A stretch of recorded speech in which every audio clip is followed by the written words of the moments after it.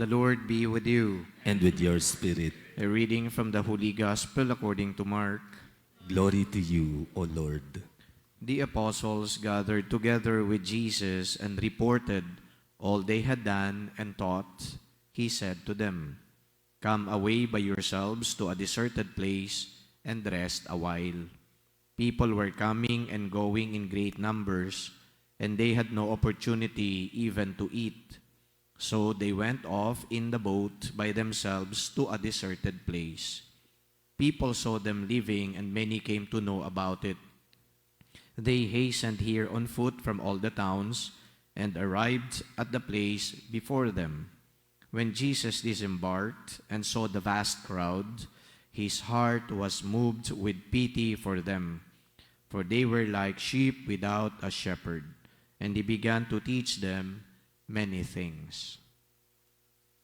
The Gospel of the Lord. Praise to you, Lord Jesus Christ. Kanina po, in my radio program called Veritas, at Radio Veritas, we talked about making impeachable officials accountable. Obviously, via impeachment. Well, hindi po ito political sharing. Ang gusto ko lang na iparating sa inyong lahat na sila na mga naglilingkod ay dapat na maglingkod talaga sa taong bayan.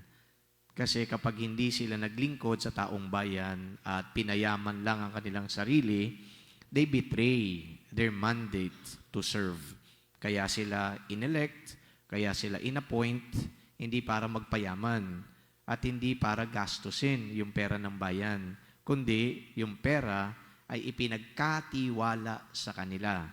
Para bilang mga katiwala, sila ang gagawa ng mga programa at paglilingkod sa kapwa. Yun po yung malinaw doon. Ngayon, kung napansin po ninyo sa first readings natin, nitong mga nagdaang pang mga araw, they always talked about the kings of Israel. Nauna na pinili si Saul, and then of course si David, o ngayon naman si Solomon. Diba?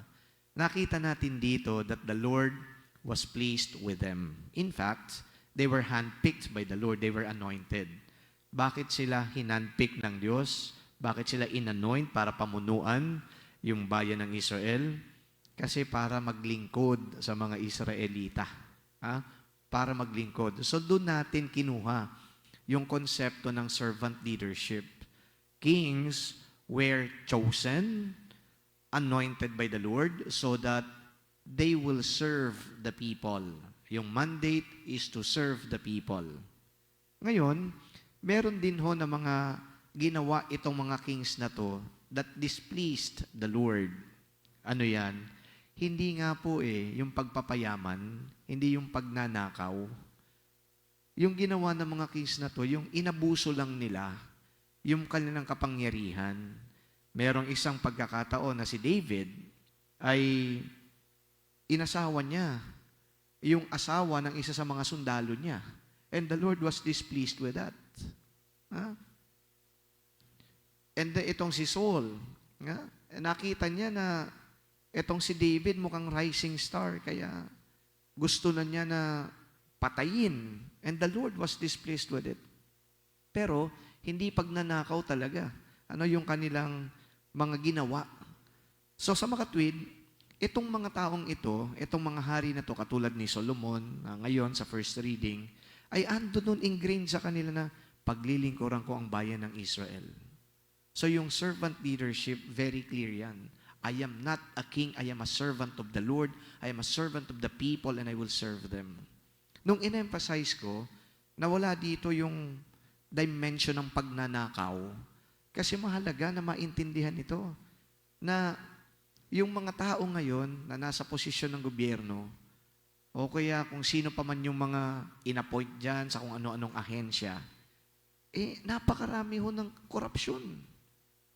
So, kailangan na magkaroon ng moral culpability yung mga tao at hindi lang legal accountability. Moral culpability, yun ang in-emphasize ko kanina. Kasi ako'y naniniwala, kapag merong moral sense yung isang tao, diyan po nag-uumpisa. hindi niya gagawin ang isang bagay na mali base sa dikta. O yan, turo ng Diyos, turo ng simbahan. Very clear yan. Kapag meron kang moral sense, you won't steal. Kapag meron kang moral sense, you won't kill. Kapag meron kang moral sense, you won't even commit injustice against your fellow human being. Kung hindi manunagnakaw, etong sina Saul, sina David, si Solomon, minsan silang nawala ng moral sense. And the Lord was displeased with them. Pero yung moral sense na yan, hindi lang dapat sa mga lingkod. Hindi lang dapat sa mga presidente, senador, mayor, maging barangay captain man yan. Yung moral sense na yan, dapat ando doon sa ating lahat. Ingrained sa ating lahat. Because that moral sense is going to drive us to do what is right, what is just, what is good. Saan ang gagaling yung right, just, and good? Ano yung basis bakit tinawag nating right, just, and good? Simple po ang basis niyan, ang Diyos. Yun ang compass, ang Diyos. Kaya, itong si David, si Solomon, and before si Saul, ang kanilang compass, ang basihan ng lahat ng yan, ng kanilang leadership, ang Diyos. Ang problema sa politika natin, tinatanggal nila ang Diyos. That's why yung moral sense, it's very important because in this moral sense, hindi mo pwedeng ihiwalay yung turo ng Diyos. Basic, di ba? Thou shall not steal, thou shall not kill, thou shall not commit adultery. Galing yan sa Diyos. So ano yung point natin dito? Ipagdasal natin sila, pero wag lang ipagdasal. Eto na, kapag may nakita tayong mali, kinakailangan we call their attention. Hindi na ho dapat uso yung nananahimik lang tayo. Hindi na uso yung tipong, hayaan na natin sila, baka madamay pa tayo. Indifferent tayo. Because when we call the attention of these people, now they think, meron palang nagmamatsyag sa kanila. Ang kagandahan noon, sa panahon, ni Saul, David, and Solomon, ando doon si Big Brother sa taas. Nakikita talaga ginagawa nila. And the Big Brother would always command the prophets, the seers, to talk to the kings. Sino ngayon yung magiging Big Brother? Ando doon pa rin ang Diyos, pero maaring tayo ang dapat kasangkapan ng Diyos para ipabatid sa mga tiwaling opisyal na yung ginagawa nila ay mali. My dear friends, brothers and sisters, this reflection challenges us to act, do something, and not be indifferent. Kaya yung gospel, sabi dito, Christ was moved with pity when He saw the crowd because they were like sheep without a shepherd. Ang ibig sabihin yan, yung mga namumuno ay dapat na talagang maging totoong pastol na ang kanilang interes ay para sa tao. And we can do that by making them aware that we are watching and that not after watching, we are going to make them do what is right, just, and good. So sa atin, meron tayong dapat gawin. Because for all you know, it is God who is making us instruments of making these leaders after His own heart, the Good Shepherd. Amen.